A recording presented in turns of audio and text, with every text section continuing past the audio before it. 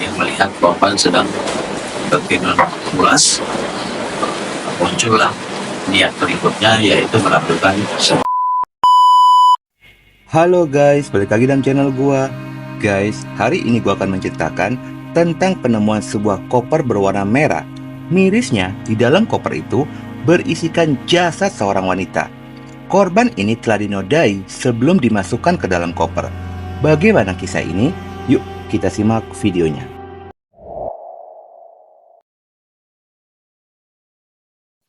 Pada awal kisah ini, hari Jumat malam tanggal 9 Agustus 2024. Pada malam itu, ada dua orang wanita sedang berkomunikasi via telepon, yakni Chaya 30 tahun dan Ramlah 47 tahun. Diketahui, kedua wanita ini merupakan ibu dan anak. Di dalam panggilan telepon tersebut, Ramlah pun mengutarakan ingin pindah kosan bulan depan. Ramlah ini merupakan warga Tolotoa, Kabupaten Jeneponto. Namun, sudah 15 tahun, Ramlah tinggal di Pangkep. Selama di Pangkep, Ramlah tidak pernah menetap, selalu berpindah-pindah tempat kos. Namun, di kosan yang berada di Jalan Pelelangan, Kelurahan Jagong, Pangkep, Ramlah sudah ngekos selama 6 bulan lamanya. Di dalam kesehariannya, Ramlah ini berjualan makanan keliling. Namun dirinya lebih sering berjualan makanan di depan salah satu sekolah dasar di Mangkajene. Usai dari panggilan telepon terakhir kalinya pada hari Jumat, mendadak Ramlah tidak bisa dihubungi dan ponselnya pun tidak aktif. Chaya anaknya merasa aneh lantaran sang ibu tidak pernah seperti itu. Setelah 2 hari berikutnya, Chaya memutuskan untuk pergi ke Pangkep menemui ibunya di tempat kosannya. Chaya tiba di kosan tersebut pada hari Minggu, tanggal 11 Agustus 2024, jam 11 siang. Namun, saat tiba di kosan itu, Chaya tidak menemukan keberadaan ibunya. Chaya merasa curiga. Kamar ibunya tercium aroma tidak sedap. Namun Chaya menghiraukan dan berinisiatif mencari ibunya ke pasar sentral Mangkajene. Namun saat di pasar, Chaya tidak menemukan ibunya berada di sana. Lalu Chaya kembali ke rumah kosan itu lagi dan mencari di sekeliling kosan tersebut. Dalam pencariannya itu, Chaya melihat ada sebuah koper berwarna merah yang sudah dikerubungi lalat, yang pada awalnya dia pun tidak memperdulikan, lalu bertanya kepada pemilik kosan yang bernama Aisyah. Pemilik kosan mengaku tidak mengetahui keberadaan dari Ramlah, lalu Chaya bertanya siapakah pemilik koper merah itu. Aisyah pun menjawab tidak tahu, koper tersebut bukan miliknya. Lalu Chaya bersama dengan Aisyah mengecek koper merah itu. Setelah diamati, terlihatlah ada gesper dan rambut yang keluar dari dalam koper tersebut. Lalu Chaya memberanikan diri membuka sedikit, yang ternyata itu merupakan jasa seseorang. Chaya yang terkejut segera menghubungi pihak kepolisian setempat, dan polisi yang mendapatkan laporan segera menuju ke lokasi. Saat polisi tiba, pihak kepolisian pun membuka lalu mengeluarkan jasad dalam koper tersebut. Dan terlihatlah jasad itu merupakan Ramlah, ibu dari Chaya. Chaya yang mendapati hal itu sontak menangis histeris, tidak menyangka ibu tercintanya ditemukan dalam kondisi mengerikan. Sementara itu, jika melihat kondisi korban, kuat dugaan korban ini merupakan korban pembunuhan. Jasad korban segera dievakuasi menuju ke Rumah Sakit Bayangkara Makassar guna dilakukan proses otopsi. Pihak kepolisian pun sudah memeriksa 15 orang saksi yang terkait dengan korban sebelum korban ini ditemukan di dalam koper merah tersebut. Belum, masih penasaran dan kenapa tidak aktif nomornya, kenapa tidak aktif Kita yang lihat pertama. jadi siapa yang pertamanya saya kayaknya darah sudah di perumahan ini ada rambut. Melihat luka yang diderita diduga akibat pukulan benda tumpul, kondisi tubuh korban sudah membiru dan mulai membusuk. Sementara polisi mengidentifikasi barang-barang berharga milik korban yang berada di dalam kamar kos tersebut. Hasil pemeriksaan, polisi tidak menemukan ponsel dan sepeda motor korban. Polisi segera melakukan pelacakan dan pencarian kedua barang milik korban tersebut.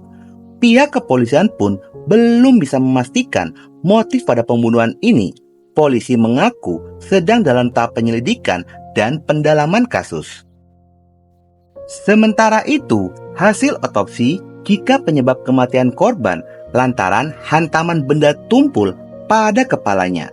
Setelah menjalani proses otopsi, tubuh korban pun dikembalikan pada keluarga dan dimakamkan di kampung halamannya di Jeneponto. Di sela-sela penyelidikan polisi, berhembuslah kabar jika pelaku pembunuhan telah tertangkap. Namun pada tanggal 16 Agustus 2024, kabar berita itu dibantah oleh Satreskrim Polres Pangkep, Inspektur 2 Abdul Qadir Hussein.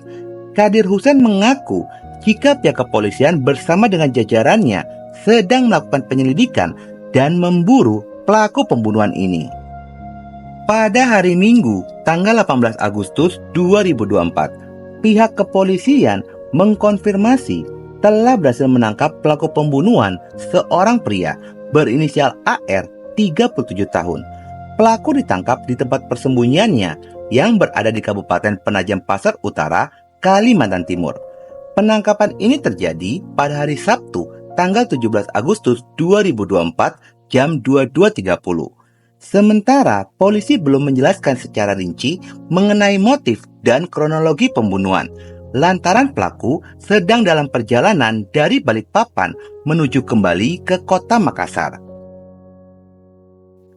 Pada tanggal 19 Agustus 2024, Polda Sulawesi Selatan mengadakan konferensi pers dan merilis tampang pelaku pembunuhan yang berhasil ditangkap.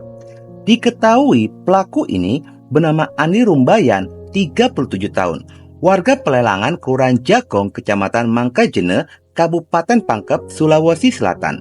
Pelaku sendiri sebenarnya sudah mengetahui aktivitas korban, termasuk korban ini tinggal seorang diri, lantaran pelaku merupakan tetangga korban yang hanya berjarak 20 meter dari lokasi tempat tinggal korban.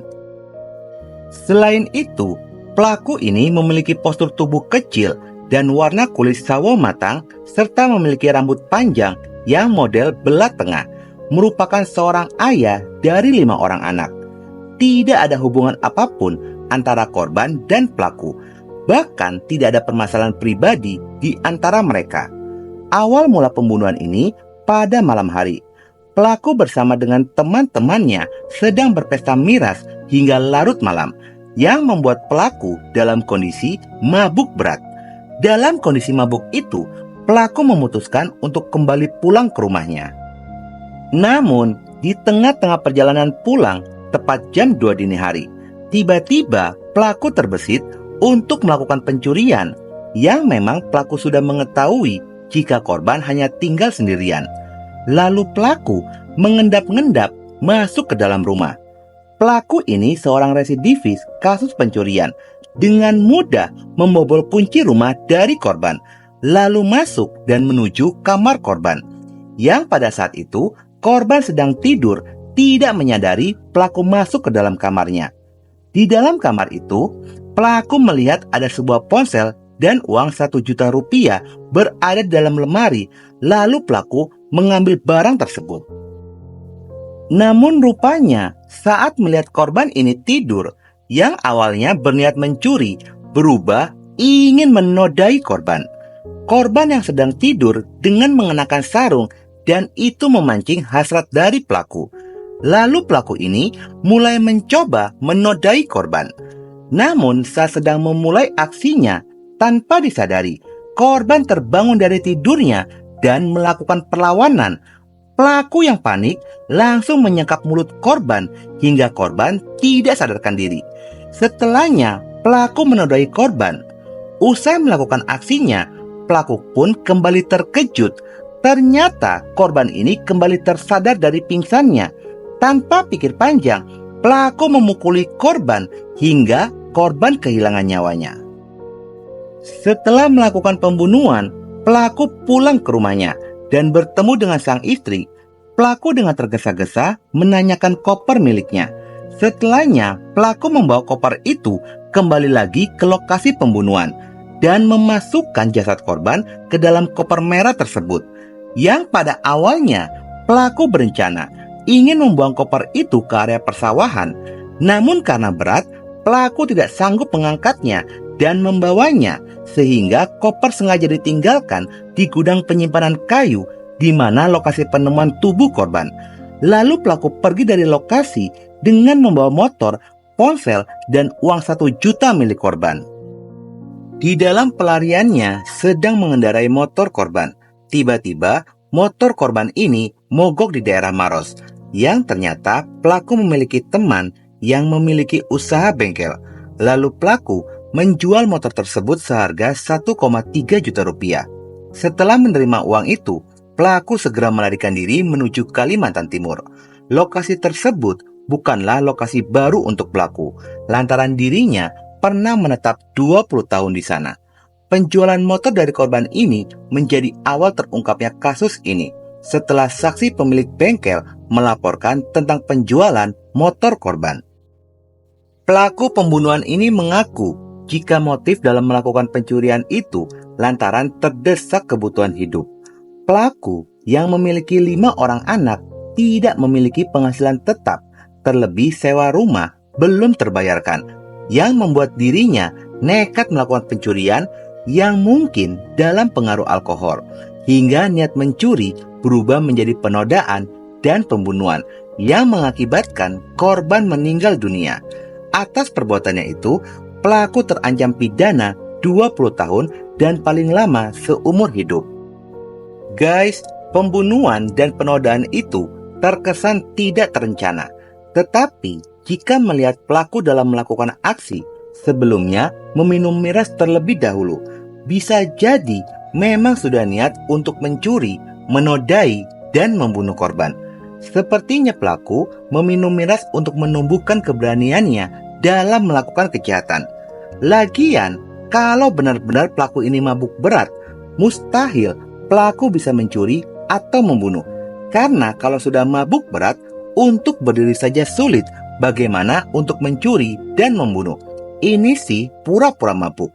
Oke guys, sekian dulu video gue hari ini, dan jangan lupa ikuti terus video gue. Oke?